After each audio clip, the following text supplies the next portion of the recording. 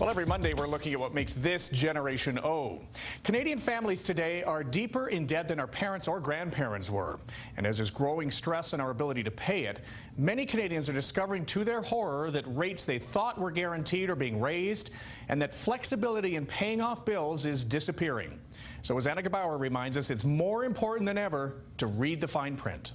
This is the original that I signed back on. Marnie Payne's red binder tells the story of an ordeal she spent most of the past year trying to resolve.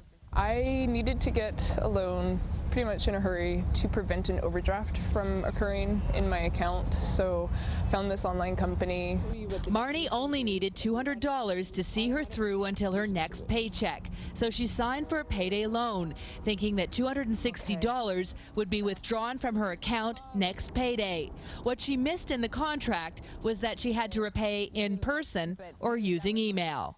I assumed that they would take it out from my account on the due date, but that wasn't the case. I only found out after the fact.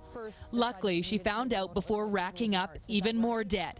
But glossing over the so-called fine print isn't unusual, especially for everyday type contracts like credit cards, cable bills, or cell phones. It could be as simple as a person who's taken out a brand new cellular phone contract for 3 years, finds themselves out of work, and wants to turn back that cell phone, saying, I can't afford to pay for it, so therefore I don't want to use it. Then they find out the fact that they've entered into a 3-year agreement. If the customer had asked or read the entire contract, they'd have found out they're responsible for paying the full amount, even if they suddenly can't afford to. The message is for these consumers, if they had taken a little bit of time initially to find out the terms, how it could impact them, it may have changed their decision entirely. Marnie learned that lesson the hard way, ultimately needing a lawyer to settle her dispute. Definitely read the fine print, read every word more than once, and don't sign anything if it doesn't make any sense to you. The fine print might be tough to read, but what you miss could set you up for even tougher times. Anna Gebauer, Global News, Vancouver.